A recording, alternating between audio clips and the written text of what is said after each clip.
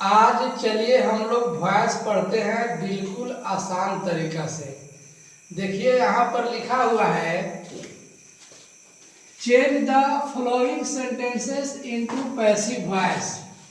ये जितना भी सेंटेंस लिखा हुआ है सब एक्टिव वॉइस में है, इसको पैसिव में बदलना है।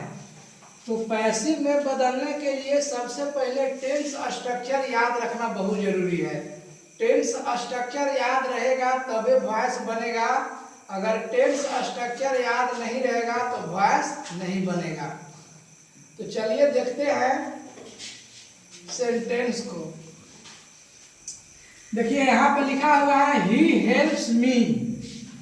हम लोग जानते हैं कि ही सब्जेक्ट होता है, हेल्प्स वर्ब होता है, यानी V5 ऐसे लगता है तो V5 हो जाता है और मी ऑब्जेक्ट हो जाता है।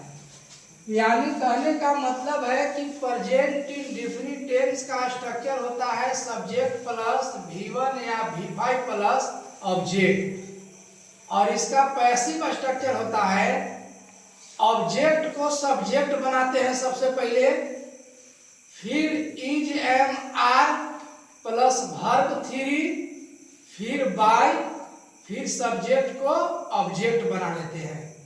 तो सबसे पहले यहाँ देखते हैं हम लोग कि लिखा हुआ है subject plus V5 plus object. किसका स्ट्रक्चर है? प्रेजेंट इंडेफिनिट टेंस का स्ट्रक्चर है। जब प्रेजेंट इंडेफिनिट टेंस का स्ट्रक्चर ये है तो प्रेजेंट इंडेफिनिट टेंस के वॉइस स्ट्रक्चर यानी पैसिव स्ट्रक्चर क्या होगा? तो इसका स्ट्रक्चर हो जाएगा ऑब्जेक्ट एक्टिव वॉइस का, फिर हो जाएगा is am are plus verb 3 plus by plus subject हो जाएगा एक्टिव वॉइस होगा।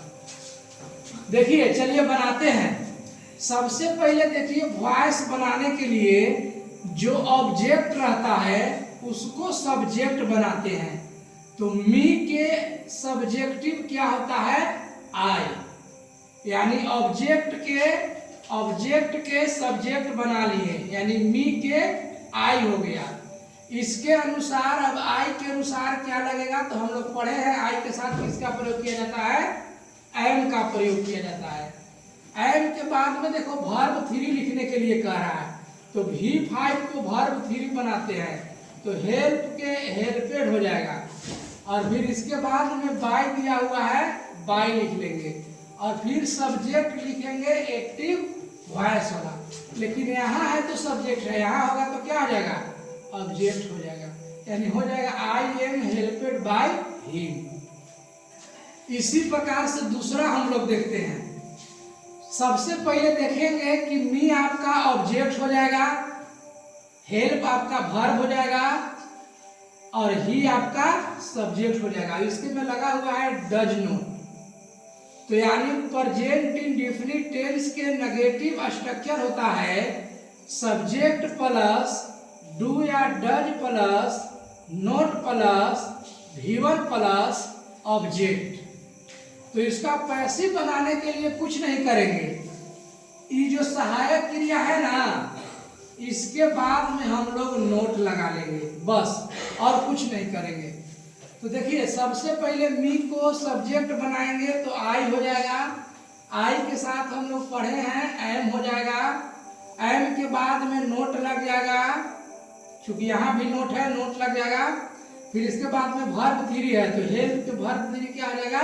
हेल्पेड हो जाएगा, और फिर इसके बाद में देखिए बाय है तो बाय लिख लेंगे, और ही के ऑब्जेक्टिव हो जाएगा ही।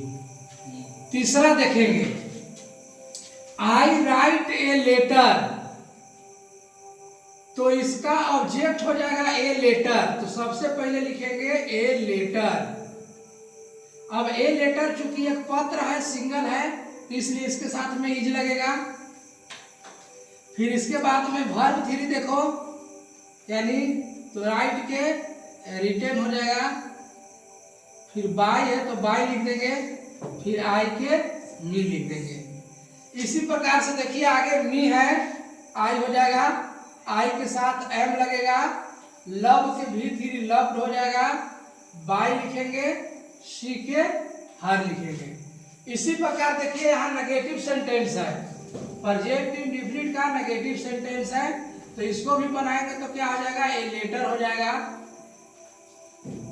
फिर इसके साथ में इज लिखेंगे, नोट है तो नोट दे देंगे क्योंकि पैसिव का स्ट्रक्चर लगा रहे हैं हम। इसके बाद में हम लोग लिखेंगे भी थ्री रिटेन हो जाएगा, फिर बाई लिखेंगे और आई का मी हो जाएगा। और बाकी आप लोग कमेंट बॉक्स में इसको बना करके बताइए कैसे बना पाइएगा। धन्यवाद।